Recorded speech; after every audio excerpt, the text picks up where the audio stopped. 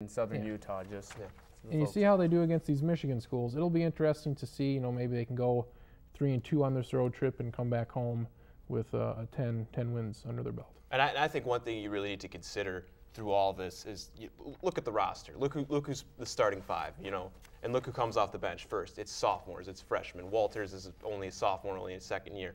Dykstra's in a starting five, and he's a freshman. I mean, and Braden Carlson had a bunch of minutes on Saturday. So again, this is a really young team that, again, after NDSU was facing adversity for essentially the first time, and again, the teams are adjusting to them as far as, you know, how they attack offensively, and they had a tough time with that, and then defensively, you know, if you're going to give up 65% shooting or something like that against Milwaukee, you're just not going to win very many games. Yeah, Wisconsin-Milwaukee really shot the lights out. That makes it tough to win. You know, even when they were contesting their shots, they were making the majority of them. And I thought offensively they settled a little bit too much for jump shots instead of working it in down low. But they're 7-2 right now. Yeah. I think going into the season, if we would know they were 7-2 through 9 games, we'd probably be happy with that. And don't scoff at the fact that they lost to a team who's historically been a mid-major, a quality opponent. I mean, Wisconsin-Milwaukee was an experienced team coming into Frost. They're losing to good teams here. They are losing to very good teams, absolutely. I was most impressed with NDSU. I thought a very, very good team. Athleticism was incredibly high. I think the NDSU loss, though, was more of a mental block for them, just having lost 8 in a row. But if you go up and down that roster, if you compare SDSU to NDSU, would you give South Dakota State the edge at most positions? You go point guard with Walters, you go Sargent at shooting guard. Well, I mean, I think, yeah, I guess in the point guard matchup, I'll take Walters over just about anybody that they'll face on the schedule this year. But when it comes down to it, NDSU had that high riser with Trayvon Wright, and they don't have an answer for him at all. I don't know how they can contain him. That's going to be a big matchup concern with them coming up ahead. But you're kind of talking about a talent disparity, and I don't think there is much one. I absolutely think SDSU is more talented than what Wisconsin-Milwaukee was. But then it just comes down to other, you know, intangible things like experience, and I think that was a big example of that on Saturday. The women have struggled this year. They lost against Northern Iowa 81-60 on Sunday. And a lot of it has to do with turnovers. Macy Michelson has not been healthy for the whole season. It's a fairly young team, but where are their struggles this year? They play several good opponents. Arizona State on Thursday, Iowa at home on Saturday. Both those games are at home. So it's a chance for them to make a stand, but where is this team going? Why have they struggled so much this year? It's been a lot of different things. Defense, offense. They're a fairly young team. They got some young players coming, but you know it's a big mess. You know, they're going to get it figured out, but there are a lot of different issues that they have, both sides of the ball. You know, it's not just one little thing that you can fix here. And they're losing to quality teams again. Really, if you look at it now, very tough schedule coming in. Northern Iowa made the tournament last year. Not surprised that they lost to a team like that. But you know, getting back down to it, does it kind of seem like there's no sense of real direction with the program right now, leadership-wise? You know, players like Kristen Roeder and players like Jill Young have really kind of struggled with that sort of new role, so to speak. And really, if you look at the box score and if you look at the game itself, who's showing up on a consistent basis? It's Jenny Sonnerberg. She's about the only inside. one, I would say. Yeah, and so they're really struggling, and the point guard position has been, you know, essentially a mess for them. And Michelson's came back these last couple games. She's still getting into and how healthy is she? I mean, you watch her play, and it's not the same Macy Michelson that we've seen in the previous years of a high energy player. And so, you know, if they could stabilize her at the point guard position and sort of start to harness, you know, what Sonnerberg has done, and you know, give her a bigger role, you know, maybe that kind of switches things around. But again, they're losing the tough teams that they probably should lose to at this point in the season. So it's a long season, though, you know. All right, we are going to take a short break here. Come back more with Drue Aman.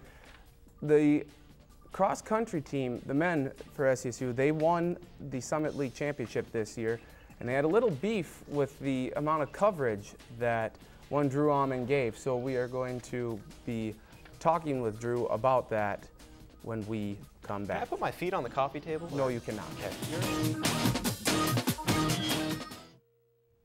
All right, welcome back to Beyond the Box Score. The panel continues to join me here, Travis Kriens, Drue, Aman, and Charlie Hildebrand. Saturday, October 31st, the cross-country team won the Summit League championship.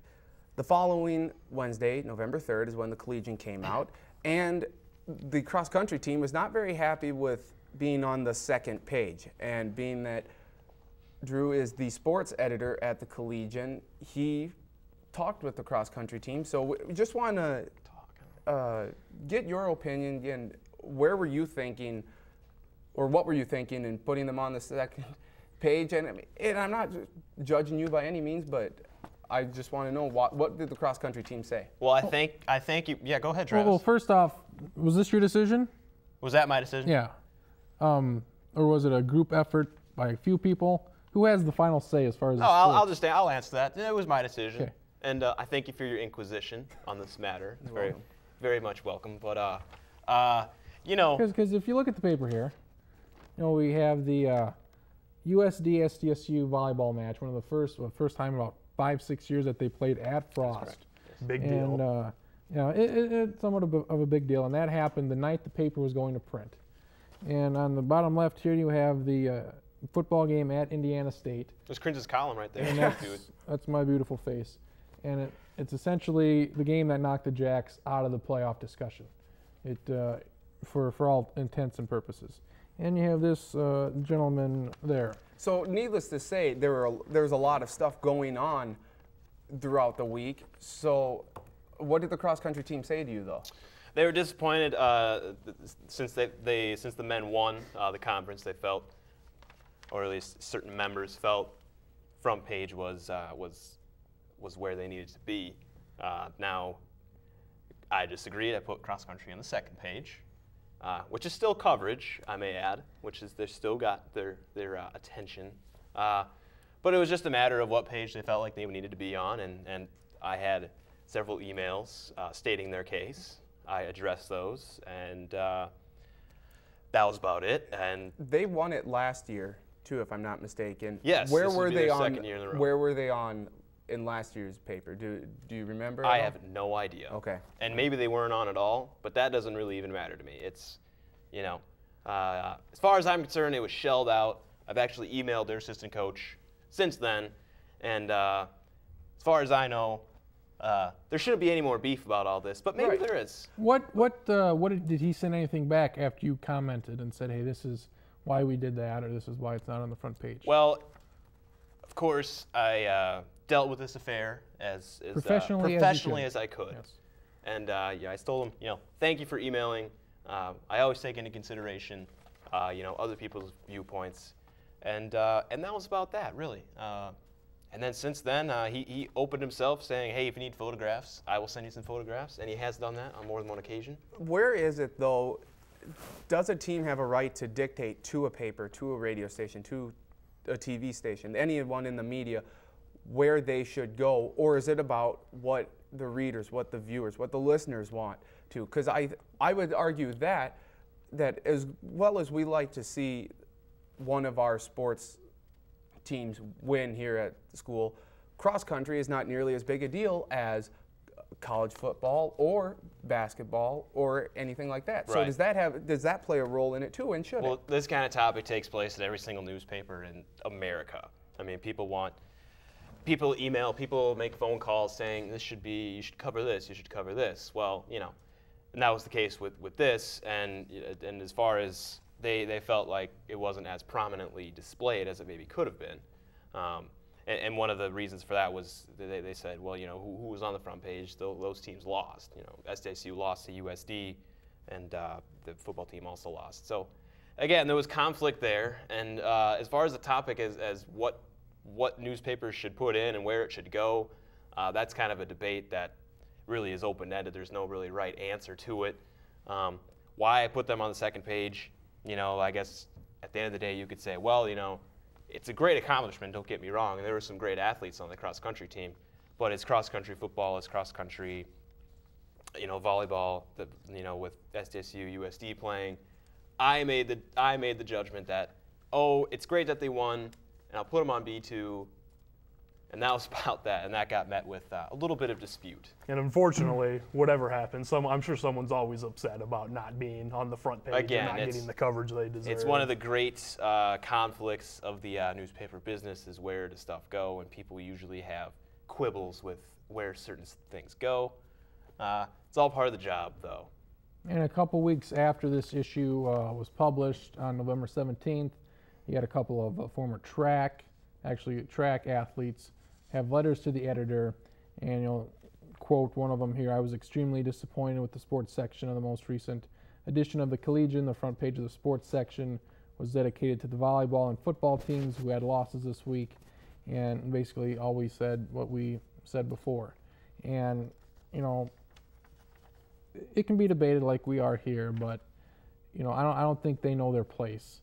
And you know, they have one home meet a year at the golf course, and you know, they don't generate any money. Football and basketball, they're the two big ones. Volleyball, you know, that's up in the top 5 there. So really, you know, I don't know. Charlie, do you have any? I think more or less you've probably kind of hit the nail on the head where I look at it. You know, the more people draw, the more coverage it should probably get. Obviously, football, basketball, you know, even volleyball are going to get far more people than cross country or soccer or something like that. All right. I would implore you all to look at the last edition and look at the back page with the top 10 athletes. A shameless plug. And at hey, shameless plug, I know, I apologize. But if you'll notice, number 3 is a cross-country runner, Michael Kurznak, who had an outstanding season. That he did. Should have went to nationals, but that's another discussion. All right, welcome back, everyone. As we wrap up our first show here, we hope you've enjoyed it. We are going to be coming back on, I believe, January 18th, which will be Monday? Monday, and it'll air throughout the week on Tuesdays and Wednesdays. So we hope you had a lot of fun joining us here. Our entire thanks to our production crew today, who really helped us out and made us look good. So our thanks to them. They will be with us hopefully throughout next semester as well. As I turn to the final panel here, Travis Kriens, Dan Beck, and Charlie Hildebrand, final thoughts on the show and what you want to look ahead to. What I'm looking ahead to is this Saturday, I believe, is the first bowl game, and that starts a string of about 20 straight days where you have football on every day. And some of the matchups aren't that great. You know, we have a bunch of 6-6, 7-5 teams, but I generally look forward to that. You know, you have the Christmas break and you have a football game on every night or late afternoon. So then the BCS games, a really good bunch of BCS games, some of the best they've had in a long time throughout the board. So that's what I'm looking forward to the most. I'm looking forward to the Jackrabbit men, and we'll see how they can handle their road test that they'll be on now. Hopefully they come out of this 3-2 at the worst. I think the women will get it together and turn it around. Aside from Oral Roberts in conference, that'll be the biggest test for the women once they get into conference. But this will be an interesting year for the men's basketball program, so we'll see how they handle everything. Well, I'm really, like Travis, I'm excited for the games, and especially the BCS games. This is one of the best years in terms of matchups that I can think of, you know, with Auburn and Oregon. And are you including UConn, Oklahoma? Well, other than the Fiesta Bowl, okay. UConn and Oklahoma doesn't really do anything for me. But, you know, Ohio State and Arkansas, TCU and Wisconsin, and even Stanford and Virginia Tech, I think, should all be really good games. And I'm just really intrigued to see how it all plays out. Should be fun. All right. Well, thanks again for joining us, everyone. We hope you come back and join us for another edition of these. What are we called? Oh, yeah, Beyond the Box Score. Here, we might change it up for next show, January 18th, 19th, and 20th. It'll air on SSU Channel 2. Thanks again for joining us. Have a good night.